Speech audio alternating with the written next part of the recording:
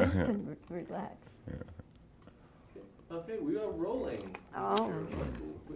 Whistle wet there? And excuse me for asking, but you know, you did white balance. Yes. Okay, okay. You know, they hold me responsible for that. I'm sorry. We're ready to go. All right. And we're rolling? Speed. Daniel, welcome to Texas. Thank you so much. It's wonderful to have you, and thanks for taking time to do this interview about layer cake. My pleasure. I have to tell you, I didn't know what to expect when I went to see this film. Oh, good. And I thoroughly enjoyed it. Oh, even better. I mean, it's a ride and a half, isn't it? Yeah, and it's you know, I'm very proud of it. I mean, it's not something I usually sort of get involved with, but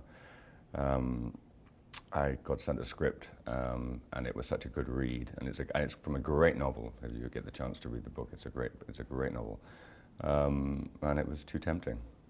So you had not read the novel No. ahead of time?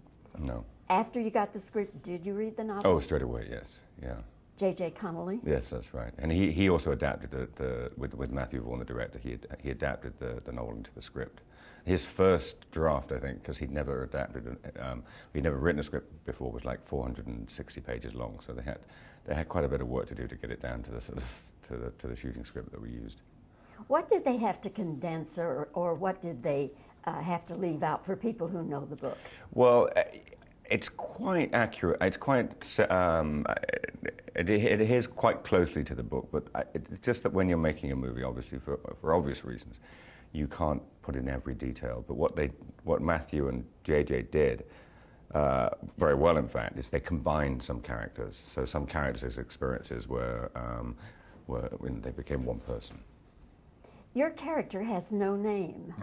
It's just listed in the credits as XXXX. Or Deleted. I quite like the name Deleted. I thought that was. What did they call you on the set? Oh, no, I can't tell you. Depending on what mood I was in. Did it bother you that the character didn't have a name? No, not at all. When you have a script as good as that, and when I think I made a little backstory for him before I started shooting, but I tend to do all my work before we start shooting, so I couldn't for the life of me tell you what I'd made up. But we were telling just this story. So and you know, in movies, sometimes invariably in the first couple of scenes, the leading character, the name will be said about 20 times. Hi Joe, you're a surgeon. Hi Joe, you're a surgeon. So you know who they are, but. It wasn't necessary in this. I think we sort of set up the character very, very quickly with the voiceover, and we sort of know who he is. I don't think we need to label him. Did you ever ask J.J. Connolly, the author, why he didn't have a name for you? Well, the discussion being is that, and I think that J.J. is very accurate about this, is that the criminal world that my character exists in, is that the criminals who are successful and make a lot of money are not the people who drive the flash cars, are not the people who have the gold around their neck and sort of make a loud noise. They're the people that you and I walk past every day in the street, because they don't want to be seen. They want to get on with their job very quietly, and they want to sort of make as little noise as possible. So that's really the reason he was nameless. Why is it called layer cake? Has nothing to do with baking. No. Well, except there's a cake in the last scene. But that's just thrown in there. It's a metaphor. It's a metaphor for life, but it's a metaphor for the criminal world that he exists in. So, you know, if you're on the plate, you're at the bottom, and the idea is to get to the top to be eating the icing. It is a crime thriller, and your character where is he fitting in the story? Well, he thinks, at the beginning of the story, we meet him, and as in a lot of crime thrillers, we have one more job to do before he gets out. He thinks that he's got to the place where he wants to be in the world. He thinks he's safe. He thinks he's secure. He thinks he's got control over the life he leads. And as we'll see, if you see the film, you'll see that he doesn't. He loses just about everything. Fabulous cast, isn't it? It is pretty good. Makes my job really easy. I don't have to do anything. I just come on and watch them work. Had you worked with any of these people before? Michael Gambon, yes. Michael Gambon and I have worked together before. He's a wonderful actor. We did a stage play the year before we shot this in London together, just the two of us. So we were quite close. How long ago did you shoot this film? We finished summer what year are we now? God. 2005. But we are 2003, end of summer 2003. So it's already been released in the UK, and so this is just sort of the beginning of the US part of it. Where all did you shoot it? In London, just London. I mean, one of the main reasons, the conversations I first had with Matthew Vaughn when we first met, was that he wanted to make London look as cinematic as possible, which I think he succeeded in doing. I think it looks very beautiful. But we did luck out. We had a very warm summer, which, if you know London, is quite unusual. I was there one time, though, during Wimbledon, and it was just like being in Texas in August. Was it? Yes. Oh, it can get like, that's rare, but it can get that once every couple of years. It does that. And my hotel room was not air conditioned. Yeah, we don't understand that sort of idea. I mean, there's a very little point when it doesn't get hot all the time. So yeah, air conditioning is a sort of. But you know, if it's a 5-star hotel, it ought to be thoroughly air conditioned. Do you want me to go back and complain? Because I will. No, happily. they since have done something about it. Have they? Yes. I wrote a nasty letter. You did? Okay. Telling them just that. Oh, if right. you're a 5-star hotel, you need to be thoroughly air conditioned. You're right there. Anyway, that aside. You grew up in Liverpool. I did. Beatle country. It is, yeah. Did they inspire you at all to get into the business? I don't know whether they inspired me, but I think Liverpool there's a very healthy art scene, and especially when I was growing up in the 70s in Liverpool, there was a very healthy theatre scene at the Liverpool Everyman and the Liverpool Playhouse. There's 2 theatres there, and my mother had a lot of her social life was at the theatre because she knew a lot of designers and directors, and I think I may have got the bug just being in the theatre. I mean, I used to go and see plays, and we were lucky enough to go back and sort of meet all the actors, and I thought these people sort of were gods. I just didn't realise they were drunk. Now you know. And now I know. And now you are one. And now I am. An actor, I mean, not a drunk. That's fine, don't we? Did you ever see the Beatles perform? Oh no, I'm not quite that old. My father, though, did. He was at sea. He was and he saw them. They used to go to Hamburg a lot when he was at sea. So he saw them in Hamburg in the, I think I want to be really early '60s.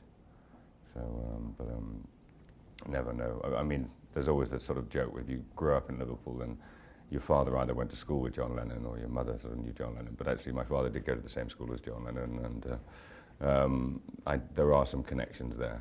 My step-grandfather knew Brian Epstein, the manager of the Beatles, very well. So, but it's a small place. 7 degrees of separation, No, maybe. there you go. Well, we have to deal with this thing now. James Bond. Mm-hmm. I read one place that says it's a done deal. He's going to be the new James Bond, and then I read someplace else, no, he's being considered, and this thing about whatever $1 million it is not a done deal. So you're the authority, you're the source. What's the deal on James Bond? I think what you have to do is you just have to draw a line between a lot of it, and somewhere in the middle there's the truth. But to tell you the truth, I don't know. When I was in Austin filming, and I suddenly got lots of messages on my phone saying congratulations, and I was like, well, what have I won? I mean, this is great. I've known Barbara Broccoli for years because we share a friend who sadly died last year. So I've met her, so you could say I've had a meeting with her, but there's an awful lot of smoke and very little flame at the moment. But if it was to come along, I don't know, I'd very seriously consider it. But I can't give you a yes or no answer, I'm sorry. Now you're saying you would consider it. Why aren't you saying, if it's offered, I'll take it? Because it's my life, and I have to think about these things very seriously. I mean, I would give it very, very serious consideration, but it's quite a tough one. I mean, it's a huge opportunity, but it would be life changing, and I'm not sure that I'd want to change my life in that way. I haven't given it that serious a thought yet. Do you, excuse me, do you have a favorite Bond movie? Goldfinger. I think it has to be Goldfinger. It's one of the most stylish and almost one of the most credible in a way, even though it's, because they're all sort of, get quite incredible. But that's almost the sort of robbing the gold reserve sort of makes sense. Maybe they should make a remake of that. If you were to do James Bond, Hypothetically speaking. hypothetically speaking, if you were to do James Bond, what kind of a guy would you make him? The Bond movie I'd like to see would be where you don't actually know whether this man may live or die. Because if you can get that back into the movies, then you'll get the audience believing in it again. I think that if you set up a character who you know from the beginning is just going to come on and save the world and that's it, then you have a formulaic movie. You have a character who comes on and you actually believe during the movie that they're in danger, then I think you thrill an audience more. In the movie Layer Cake, of course, you have very dark hair. Now I'm looking at you and it's very blonde hair. Which is the real hair? Oh, the Layer Cake is pretty close to me. Both my parents are blonde-haired and blue-eyed, so I'm somewhere in between. There's sort of some Irish in there as well, so there's probably a tinge of red. I don't know anymore. I dye my hair back and forth so many times for jobs now that I'm never sure what color I am. It's probably white underneath here, I'm sure. What is this movie that you just made in Austin? It's a film written by a director and writer called Douglas McGrath. It's called Every Word is True, and it's based around Truman Capote's experience of writing in cold blood, which was sort of 57, I think, with the murders in Kansas, and we shot in Austin. Don't ask me why it's a movie. But it was fantastic to shoot in Austin. I play Perry Smith, one of the murderers, and he has it's about their relationship and about the effect of writing the book had on him, and it's about how, the question of whether if you have one piece of art in you, whether that's all you can do. Sandra Bullock plays Harper Lee, and there's someone else who theoretically, I suppose, had one book in her. And Gwyneth Paltrow is in the movie, Isabella Rossellini, Sigourney Weaver, Juliette Stevenson are all playing sort of small parts in the movie. So it's a great cast and wonderful script. And a friend of mine called Toby Jones is playing Truman Capote, and he's wonderful. So I hope it's going to be a fantastic movie. And when will we see that? Hopefully the end of the year. I don't know an exact date, but the end of the year. If you could talk to Robert Blake, would you want to ask him anything particular? No. I don't know if I'd want to talk to Robert Blake. He was in Cold Blood. I know, what a fabulous movie. We nod to that, but that's not really what the movie is. I mean, the movie does include the sort of quite graphically the murder and what happened, but that was about the murder and their experiences. This is more about Truman's experiences. That sounds like a good movie. I hope so. Yeah, that sounds like something I'll want to see for sure. Good, yeah. Daniel, thanks for your time. Hey, it's a I pleasure. really appreciate it. And again, congratulations to you on Layer Cake. And if the other thing comes about, I will give you early congratulations on that as well. Okay, all right. Thank you. Thanks very much. Thank you. Okay, now these